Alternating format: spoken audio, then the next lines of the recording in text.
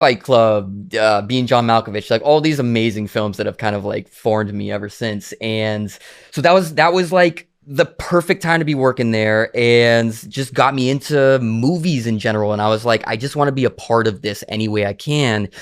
And so when I came out to, I'm going on a tangent now, No, sorry, you're but good.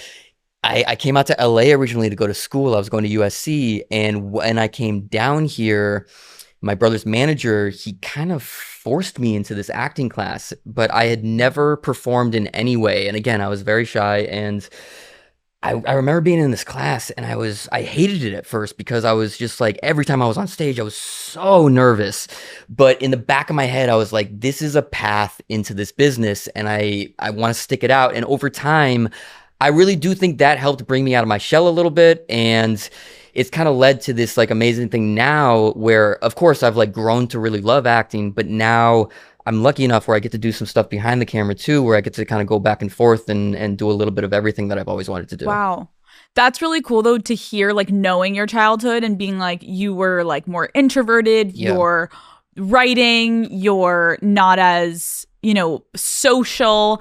And then I do feel like I've talked to enough actors that were like a lot of us were like considered like maybe like the weirder kids or we were shyer, and then this kind of like brought a side out of you. Yeah. Okay, we're gonna do a little hard pivot here. Okay. Let's talk about surprise parties. Okay. You've done some research? I need you to talk about the time that your wife tried to throw you a surprise party. You need to tell us the story. Let me drink some water to get into this. Take a drink. Because I think the Daddy King needs to hear this. Because I think this also does kind of paint more of the picture of you as a person. Yes. Okay. So Allison and I had been together just for a few months, and my birthday was coming up. And I will preface this by saying everything she did was coming from such a sweet place. She was really trying to do something kind for me. But we just didn't know each other that well yet. And Okay. so in her mind, she was like, I'm going to throw him a surprise party. I'm going to invite all these people. It's going to be incredible. Not knowing that like my perfect birthday is going out to the middle of nowhere, just being with her. I don't want anyone to talk to me. Don't look at me. Just want to be in nature, just by ourselves. So, basically what happens is I come home one day and I open the door and it's a bunch of people. Not only is it a surprise party, but it's like I think it was a Back to the Future themed party. So everyone was dressed up and they had a little Marty McFly outfit for me. And I'm looking around and some people are my friends, but some people I haven't talked to in many, many years. And there was a reason for that. And so I decide to cope with this. I need to consume a weed cookie. And I ended up having the first panic attack of my life. And just to kind of like give you the picture of how many people were there and how random this was. My mom was there.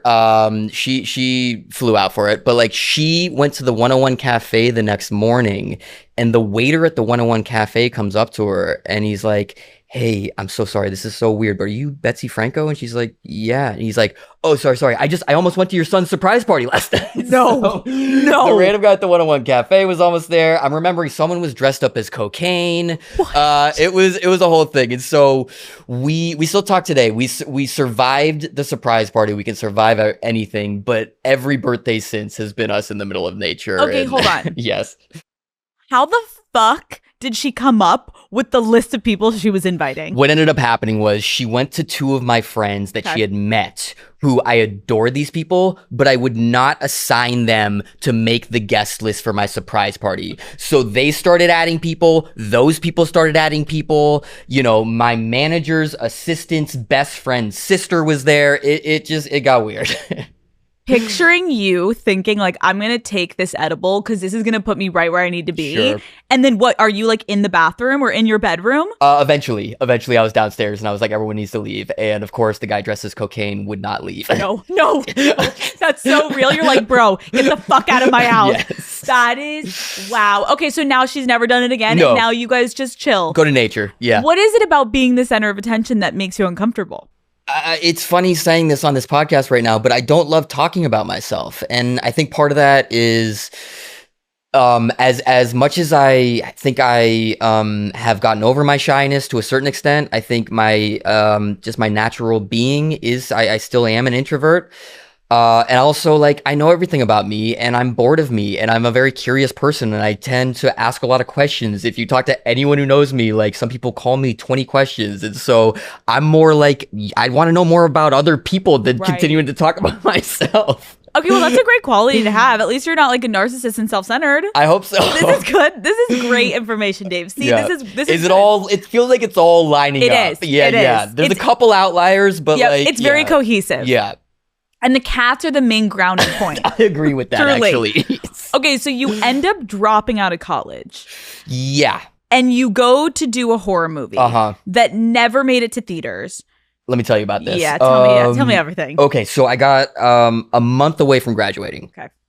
And I got my first lead role in a project. And I was telling my teachers, like, please let me finish from online. Somehow let me do this from afar. It's only a month left. And they were like, no, you have to be here. So I was like, all right, this is what I want to do. I'm going to go do this movie. So I drop out. I go to Winnipeg, Canada. Winnipeg. Yep. Yeah. My husband's made movies there. Okay, yeah. Yep. So we were there in the dead of winter, staying on what they considered the windiest corner in all of Canada.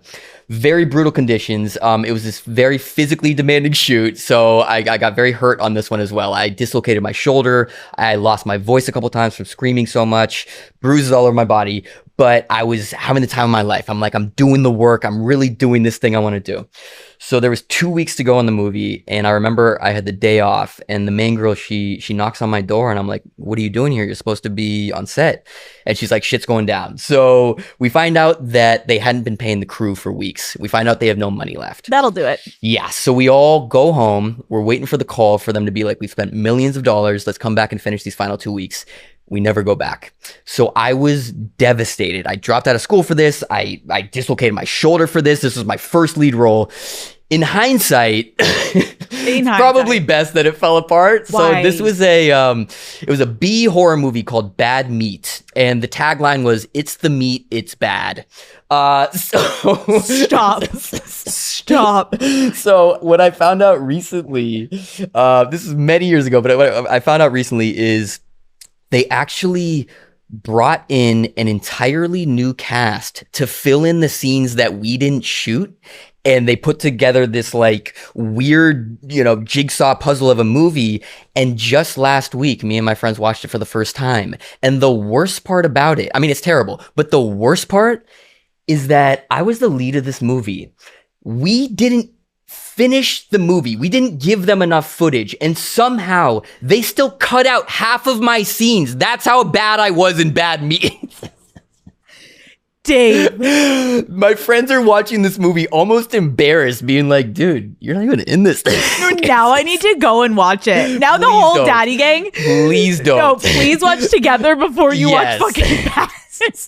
Watch, all of a sudden it becomes the #1 trending Holy movie. shit, please Wait, don't. Dave. I know. That is such a fucking ego hit too. You're like, all right, let's tune in. You're like, where am I? You're like, wait.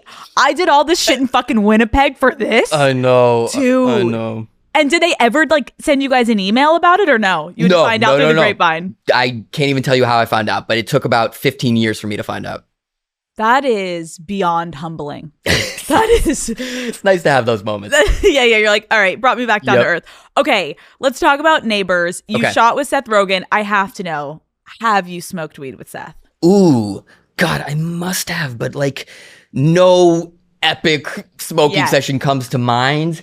That said, I might have been too scared because like I did smoke a lot of weed in college, but since then it just hits me too hard. And I feel like I would have been maybe a little too scared to smoke with Seth, knowing how strong his stuff probably is.